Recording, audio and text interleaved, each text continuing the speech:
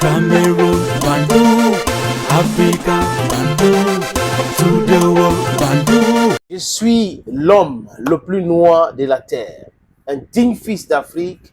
Appelez-moi désormais Sa Majesté Sénateur Clétus. Les chiffres ne manquent jamais. Les amis, les chiffres ne manquent jamais. C'est scientifiquement prouvé. 1 plus 1 égale 2. Un beignet et un beignet font combien? 2 beignets. C'est de ça qu'il est question. La réalité donc a commencé à attraper ou à rattraper les Occidentaux qui ont toujours été dans le mensonge, dans l'esbrouve. Ils sont forts là-dedans. Mais comme le temps passe, les choses évoluent. Les gens évoluent aussi avec ces anciennes méthodes-là. Les gens sont fatigués de ces anciennes méthodes. Vous dites des choses juste parce que vous comptez sur la gloire du passé. Oui, l'Europe a été ceci, cela. L'Europe a esclavagisé le monde entier. L'Europe a colonisé le monde entier. L'Europe était puissante, l'armement et autres. Mais est-ce que, à l'heure où je vous parle, en 2025, l'Europe a les mêmes capacités de continuer à spolier les biens des pays africains? L'Europe a maintenu cette capacité de continuer à imposer les sous-préfets partout dans le monde. L'Europe a la capacité d'imposer ses valeurs à tout le monde, à tout moment. Voilà les petites questions, les amis, que nous avons le droit de se poser. Et quand on finit de poser ces questions, on se rend compte que ces gens-là sont dans le non-sens total. C'est ça le problème. Ils n'arrivent pas à comprendre que les gens ont évolué, les choses aussi ont évolué avec les gens. L'Europe aujourd'hui compte combien d'hommes? Donc, je parle de militaires. Combien?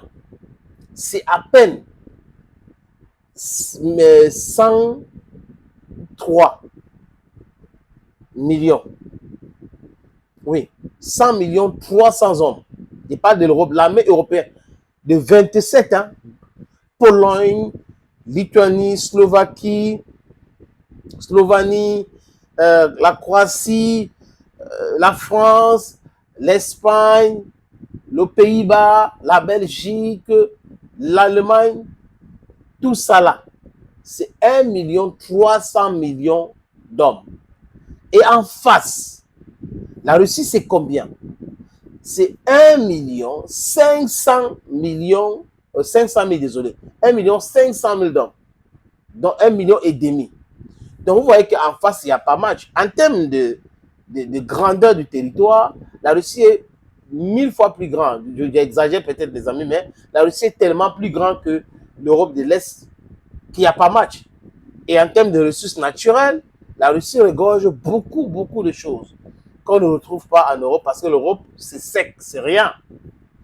Les gens qui se sont fait la guerre, qui ont toujours fait la guerre, les buteaux, essayent de vouloir donner des leçons aux gens aujourd'hui. Mais Donald Trump est venu les exposer. Et c'est ça qui les fait très mal. That's what is really aching them. Les amis, j'ai dit que les chiffres ne manquent pas. S'il y a une guerre aujourd'hui entre l'Europe et la Russie est bas. En termes d'hommes, si les États-Unis ne viennent pas en appui, l'Europe n'a pas la capacité de produire massivement les armes. Les avions de chasse et tout ça, les chars, ils n'ont pas cette capacité. J'ai écouté une interview de Glucksmann, un politicien français, qui dit qu'il faut trouver 500 milliards de dollars ou d'euros pour financer une armée européenne ou la défense européenne. Cet argent va venir d'où? Il prend l'exemple sur Covid. Mais Covid, c'est parce que c'était des Américains qui étaient aussi derrière pour vendre des médicaments. Maintenant, l'Europe pour l'Europe. Est-ce qu'ils ont la même capacité pour pouvoir faire cela? That is the question we are asking ourselves. Les Polonais vont dire qu'on va acheter les armes américaines. Les Allemands vont dire exactement la même chose. La France, avec Dassault et autres, ils vont dire non, on peut produire. Produisons les armes localement et franchement en Europe. Et à partir de là, nous allons nous défendre nous-mêmes. Ils savent très bien que s'ils commencent avec cette démarche, Donald Trump et les États-Unis d'Amérique vont tout faire pour diviser encore davantage l'Europe, les amis. ils vont diviser encore et encore l'Europe. Je vous suggère maintenant, les amis, de regarder cet extrait. Ça va vous édifier davantage. Bonsoir Quentin. Bonsoir David, bonsoir à tous. Alors, l'Europe n'apparaît pas aujourd'hui en tant qu'entité, en tout cas, prête à se défendre. C'est un point sur lequel Donald Trump et Emmanuel Macron sont d'accord. Oui, le constat du président français est sans appel dans les colonnes du journal britannique Financial Times. C'est le moment pour l'Europe d'accélérer et d'agir. Elle n'a pas le choix, elle est à court de ressources. Plus loin, il poursuit dans son interview. Ce que Trump dit à l'Europe, c'est que c'est à vous de porter le fardeau, et moi je dis que c'est à nous de l'assumer. Et cet après-midi, le vice-président américain J.D. Vance appuie de nouveau dans ce sens. Écoutez, c'est à Munich. We think it's an important part of being in a shared alliance together that the Europeans step up while America focuses on areas of the world that are in great danger. Les chiffres parlent d'eux-mêmes en matière de retard européen dans la défense. Oui, et le premier exemple, ce sont les achats de matériel militaire. Ces 4 dernières années, regardez, plus de la moitié des armes achetées en Europe, 55%, sont américaines. Et ce chiffre a presque doublé en 5 ans. Parmi les explications, il y a l'absence d'un champion de l'armement européen. Alors il y a certes des champions nationaux, comme le français Dassault, mais la production européenne est très fragmentée. Les avions de chasse, par exemple. Là où les États-Unis produisent en masse presque que des F-35 avec l'industriel Lockheed Martin, en Europe, pas moins de 6 pays en produisent 4 différents, dont le fameux Rafale en France. Il y a quelques années, il y a bien eu un projet d'achat d'armes en commun, l'EDIP, qui a bien été lancé en Europe. Mais le problème, c'est que les 27 sont divisés sur le type de matériel à acheter. Le projet semble donc aujourd'hui en pause. Le deuxième cas concret, ce sont les dépenses militaires des pays européens qui restent très inférieures comparées aux États-Unis ou encore à la Russie, alors que Moscou consacre, regardez, près de 6% de son PIB à ses dépenses militaires. Alors que les États-Unis en consacrent à peu près 3,5%, eh bien les principaux pays européens, hormis la Pologne, ne dépensent en moyenne que 2% de leur richesse à leur budget défense. Enfin, le troisième exemple, eh bien, c'est l'absence d'une armée européenne conséquente. Si on additionne tous les soldats européens pays par pays, eh bien, le nombre d'hommes et de femmes est de 1,3 million. Comparativement, c'est moins que l'armée russe, qui sera bientôt portée à 1,5 million de soldats. Merci Quentin. Ça n'émane pas de nous ou de moi. C'est une chaîne française pro-ukrainienne qui donne les chiffres.